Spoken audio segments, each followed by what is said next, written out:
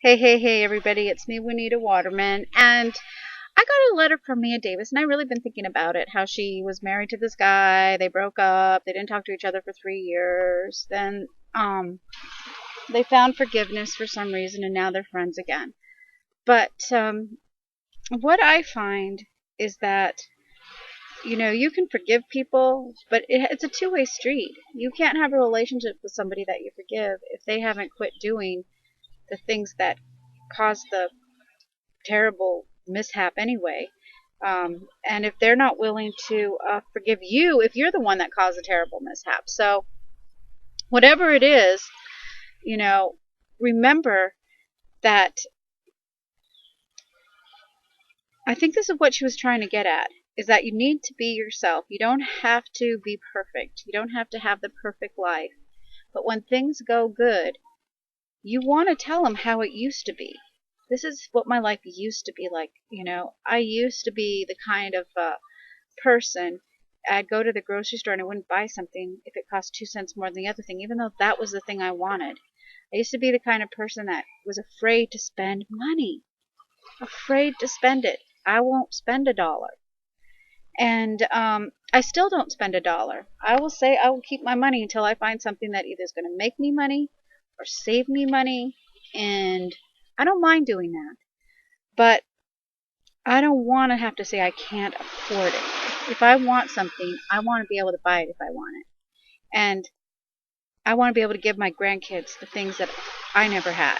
Like a grandma, the time with their grandmother. I never had time with my grandma. She lived in California. I lived in Alaska. She was pretty old too, I guess. But I want to give them things I never got as a little kid. And I had a horrible childhood. So I have a sister who remembers good things. A lot of people say, I just remember the good. I just remember the good. Well, I love that.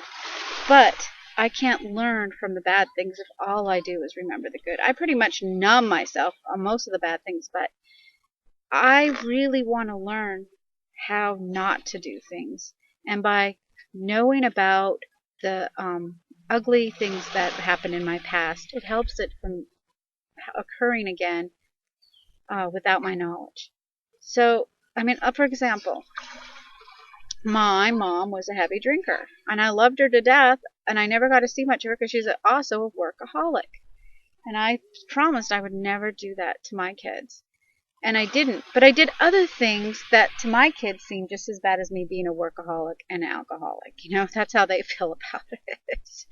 So it just seems that you can't win for losing or lose for winning or whatever sometimes with kids. But I know in my heart I did more than my family did. And I wish I did even more than that. Sure, absolutely. But deep in my heart, I know I accomplished that goal. Might not have been a high goal. It might have been too low. I might have set it too low. But I accomplished it. I would like to know what their goals are and have they accomplished them. Which, kids, no, they haven't. They just like complaining about you not accomplishing yours. There's a story in here somewhere.